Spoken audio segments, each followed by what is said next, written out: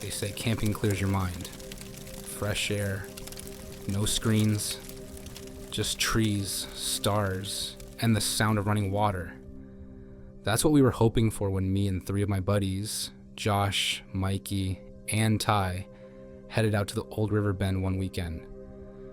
But I swear to you, whatever crawled out of that river that night was not human. We were 17, maybe 18, I don't remember, and we're looking for somewhere off the grid, somewhere we wouldn't be bothered. The river bend was totally perfect. It's deep in the woods, no cell service, and just enough space to set up tents and light a fire. The first night was exactly what we wanted. Stories, beer we weren't supposed to have, stupid dares, and the smell of burnt marshmallows. But on the second night, things changed. Around midnight, Josh suddenly stopped mid-sentence and said, "Hold up, you hear that?" We all paused. Then we heard it too.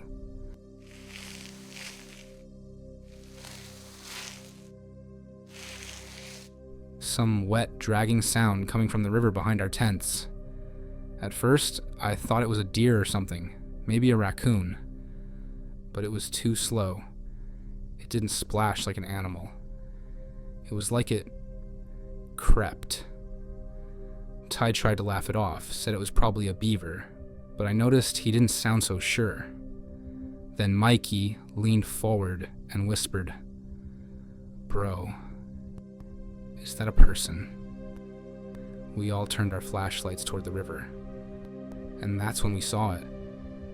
It was crouched low near the water's edge, pale, hairless, and long-limbed, like something half-formed. Its arms were bent at the wrong angles. Its back was hunched, and its skin looked raw, like it had never seen sunlight. It moved like it didn't understand how joints were supposed to work. Crawling, twitching, stopping every few seconds, like it was listening to us. Then it turned its head. I say head because it was shaped like one, but there were no eyes, just stretched skin and a mouth, wide and yawning, open like a gash. Josh dropped his flashlight. That thing snapped its head toward the sound and started crawling toward us. Fast. We ran. I dove into my tent and zipped it shut without thinking. I could hear Mikey breathing hard in the tent next to mine. Ty was shouting, then suddenly quiet. The only thing louder than my heartbeat was the sound outside. Scratch, drag, scratch, drag. Something brushed against the nylon of my tent. It wheezed. Or maybe it was trying to talk. I held my breath and didn't move. I don't know how long I stayed like that. Could have been 5 minutes or 5 hours. But sometime before dawn, it left. We waited until the sky turned gray before unzipping the tents. No one had slept. Josh looked pale. Ty was shaking. Mikey just kept saying, "What the hell was that thing?" We walked down to the river's edge. That's when we saw the tracks. Deep drag marks in the mud, like someone had clawed their way out of the water and then crawled back in. There were no footprints, just those long, winding trails, and a spot where the reeds had been crushed flat. We didn't talk much as we packed up. We left the fire half burnt and the trash behind. Nobody cared. I've never been back to that river. None of us have. And whenever I hear water moving at night, I still remember the way it sounded when that thing dragged itself across the rocks. So camping's supposed to bring you peace, but if you ever hear something crawling out of the water after midnight, don't look back. Just run. If you felt something watching you during this story, you're not alone. Strange things tend to happen after people hear these tales. So before your lights flicker or your screen goes dark, like, comment, and share it. So you're not the only one haunted, and whatever you do, subscribe before midnight, because they always notice the quiet ones.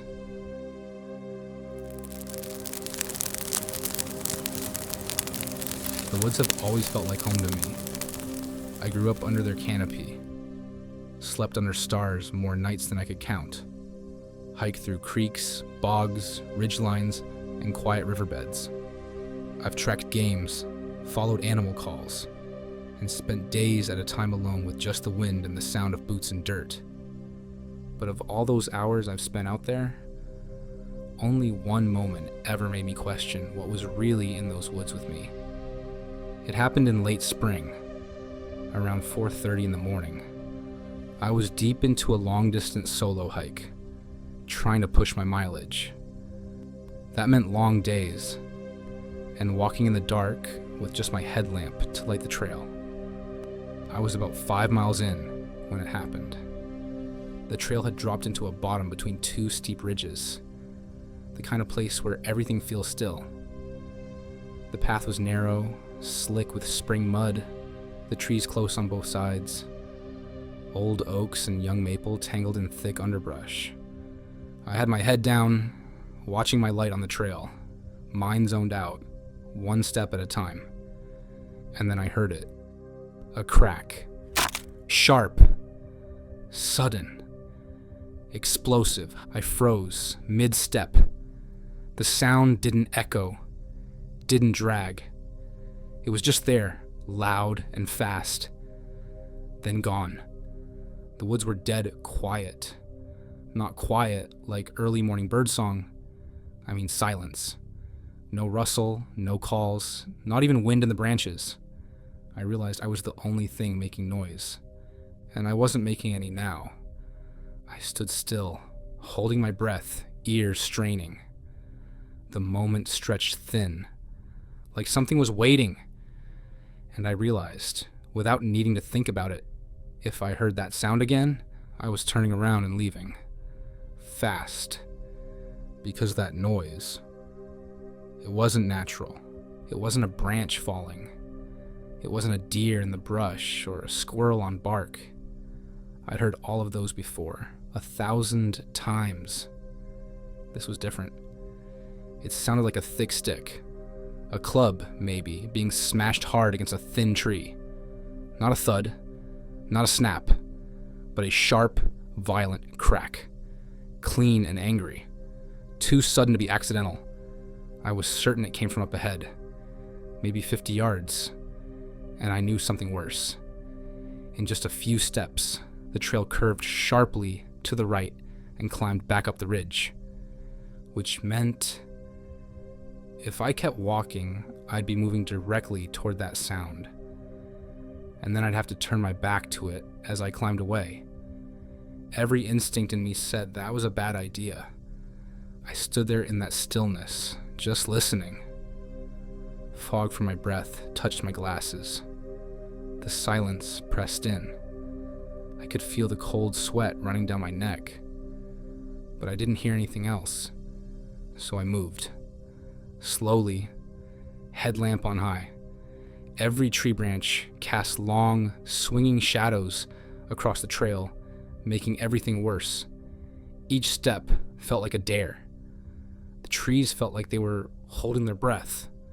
I reached the bend, made the turn, and that's when the smell hit me. Rot, wet, heavy, old death, like something left out to decay and soaked in stagnant water. I've smelled human decomposition before, in another life, working fire rescue. This was like that, but wrong. Too strong, too sour. It came out of nowhere. No breeze, no body. Just the stink, poured into the air, clinging to everything. I didn't stop. I couldn't. I pushed up the ridge fast, moving as quietly as I could, taking shallow breaths so I could hear every footstep behind me that might follow. But none came. At the top of the ridge, the faintest light began to touch the treetops. The birds started to chirp again. The forest came back to life, like a switch had flipped. But I didn't stop walking until the sun was full up. Even now, after all the trails and all the nights I've spent out there, I've never been able to explain that moment. The sound, the silence, the smell. Nature has its rhythms. Even danger usually makes sense. Coyotes, falling trees, sudden storms. But this didn't. This felt wrong. Like something was waiting for me in that hollow, watching, warning, or worse, wanting me to step just a little closer.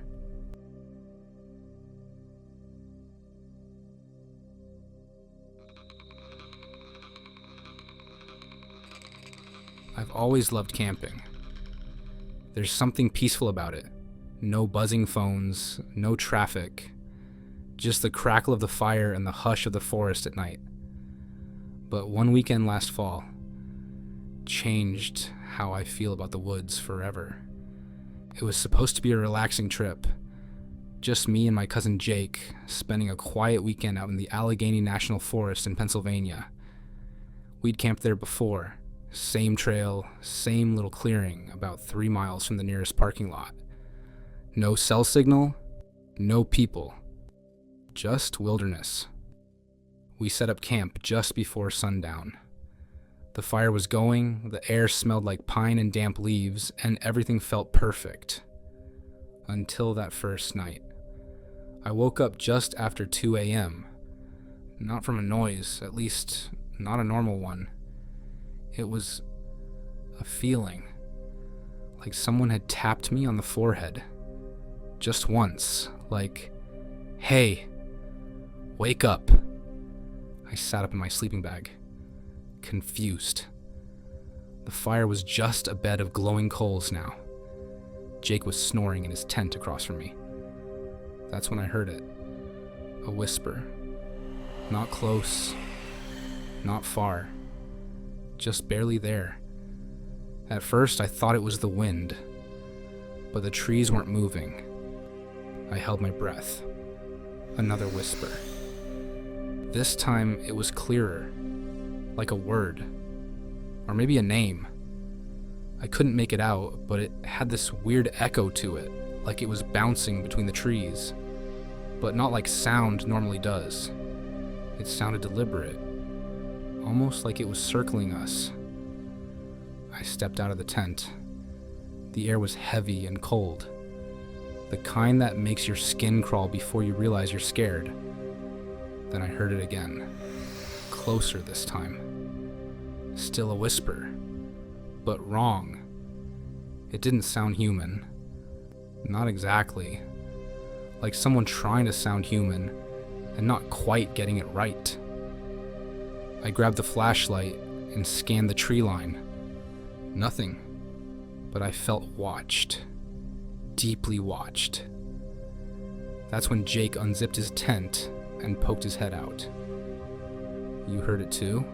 he whispered. I nodded. We didn't even need to say what it was. We both stood there, back to back, scanning the woods. No movement. No animals, no wind, just this weird electric silence. And then, snap, a twig, maybe 10 feet away. We both froze. Then another whisper, this time behind us, but there was nothing there. We turned off the flashlight. We figured if something was watching us, maybe it couldn't see us if we didn't light ourselves up like a beacon. Big mistake, because the moment the light clicked off, we heard it all around us, like dozens of voices whispering. Fast, too fast to understand, just rushing past us through the trees. Some sounded like they were right over our shoulders, others way off in the distance. Jake grabbed my arm. "Get in the tent," he whispered. We crawled into mine and zipped it up. We didn't sleep that night. We sat there in the dark, listening to those whispers rise and fall like waves. Sometimes it sounded like they were arguing, sometimes like they were laughing, but it never stopped. Around 4:30 a.m., it just went silent. All at once. Not a slow fade.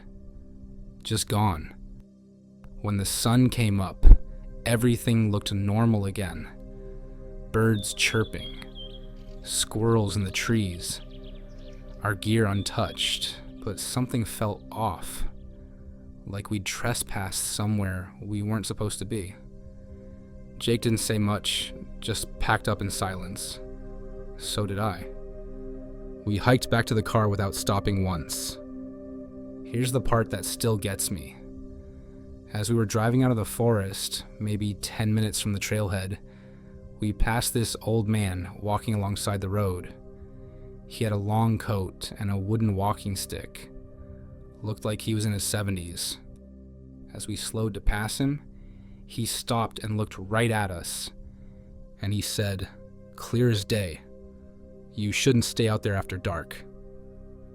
Then he smiled and walked into the woods. No backpack, no flashlight, no car. Just gone. I don't go camping much anymore. And if I do, I make damn sure I'm out of the forest before the sun goes down. Because now I know. Somewhere out there, the trees whisper back.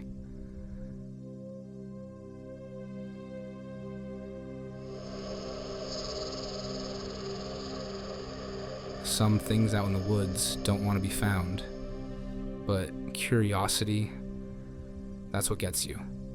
It's not loud or reckless. It's quiet. Whispers in the back of your mind, telling you to look closer.